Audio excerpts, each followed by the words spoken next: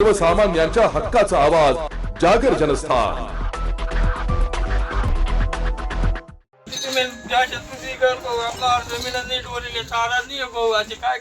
शिंदखेडा येथे Tata solar company समोर महिला व पुरुष शेतकऱ्यांनी आमरण उपोषण केलंय, तर उपोषण स्थळी शेतकऱ्यांनी बैलपोळा सण देखील साजरा केलाय।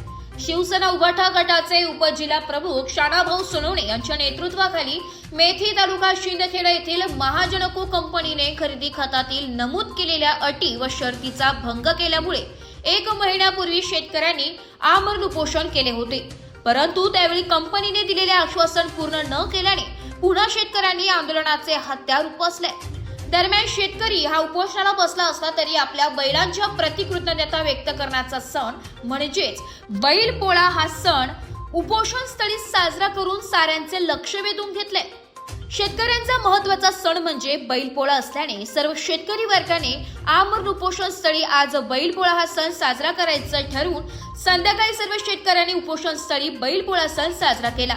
उपोषण स्थळी पोळा साजरा करताना शेतकरी दिनेश माळी व आप्पा गिरासे यांचे अश्रू अनावर झाले।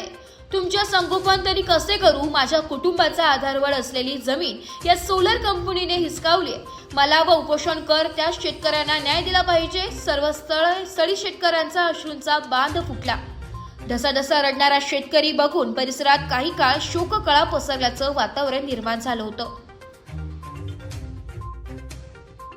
जमीन महाजनको यांनी आज उद्ध्वस्त केली आणि टाटा सोलर कंपनीला दिली। परस्पर ना शेतकऱ्यांना विचारून ना कशा करून आम्हाला आश्वासन अलग दिलं आणि आमच्या जमीन हिसकून घेतला। आज आमच्या गुरांना चारा पाणीला काही हे राहिलेलं नाही आहे, म्हणून आज आम्ही उद्ध्वस्त झालेलो आहेत। बेकायदेशीर खरेद्या झाल्या आमच्या आणि आम्हाला फसवणूक झाली आमची। ही कायद्याचा भंग केलाय, कायदा आम्हाला मिळालेला नाहीये। आमच्या आया बहिणी आणि शेतकरी या ठिकाणी आमरण उपोषणासाठी बसलेले आहेत। ही जी जमीन आहे या ठिकाणी मेथी आणि विकरण शिवाराची 900 एकर जमीन ही औष्णिक प्रकल्पासाठी दिलेली होती, परंतु सरकारने म्हणजे महाजनकोने ती जमीन टाटा सोलरला दिली आणि टाटा सोलर इथं डेव्हलप करतंय, परंतु या जमीन द्यायला 13 वर्षे झाली आणि खरेदी खतामध्ये अटी शर्तींमध्ये माननीय जिल्हाधिकाऱ्यांच्या आदेशमध्ये स्पष्ट उल्लेख आहे, जर 5 वर्षे झाले, 5 वर्षापर्यंत जर प्रकल्प उभा राहिला नाही तर ही खरेदी रद्द होईल आणि ही जमीन 75% शेतकऱ्यांनी पट भरून परत मिळेल। असा जर कायदा असताना मित्रांनो बळजबरी पोलिसांचा बळाचा वापर करून या ठिकाणी या शेतकऱ्यांवर अन्याय केला जातोय। बळजबरी ही कंपनी उभारली जाते।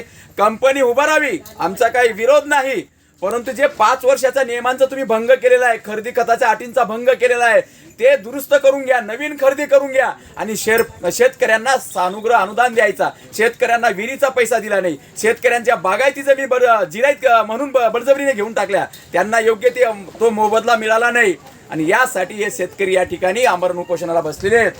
जर सरकारने या शेतकऱ्यांची दखल घेतली नाही तर काही लोक मूर्खासारखे बळबळ करतात, त्यांच्या डोक्यात ताप गेलेला आहे की शेतकरी ब्लॅकमेल करतात म्हणजे कंपनीवाल्यांना किंवा ठेकेदाराला।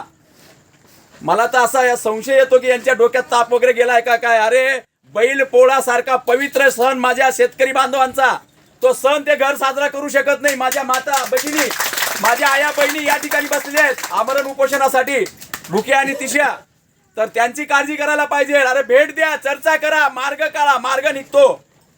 परंतु शेतकऱ्यांबद्दल जर असा बरा वाईट शब्द बोलणार नाही, हा माझा शिंदखेडा तालुक्याचा आणि शिंदखेडा मतदारसंघाचा शेतकरी तुम्हाला माफ करणार नाही, तुम्हाला धडा शिकवल्याशिवाय राहणार नाही, हे लक्षात ठेवा। शब्द जपून बोला। किती मोठा भ्रष्टाचार, किती मोठं काय आहे, काढू आम्ही हे गबाळ, परंतु आज बैल पोळा, मी आज जास्त बोलत नाही। मित्रांनो, बैल पोळा सारखा शेतकऱ्यांच्या डोळ्यामध्ये अश्रू आहे, हे सरकार कधीच या शेतकऱ्यांच्या डोळ्याचा अश्रू पुसणार? शेतकऱ्यांकडे आशेने बघतोय। आता या ठिकाणी तुम्ही जमीन घेतल्यामुळे हा जो हे बैल जे पाळत होते, या बैलांना कुठे राबवणार, कुठे घेऊन जाणार, म्हणून या शेतकऱ्यांच्या डोळ्यामध्ये आज अश्रू आहेत।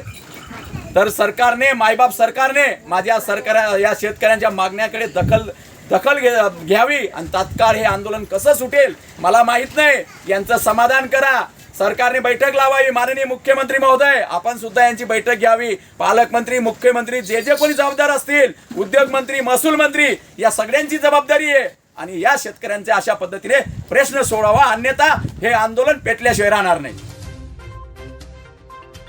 जागर जनस्थानसाठी प्रतिनिधी रूपक बिरारी धुळे.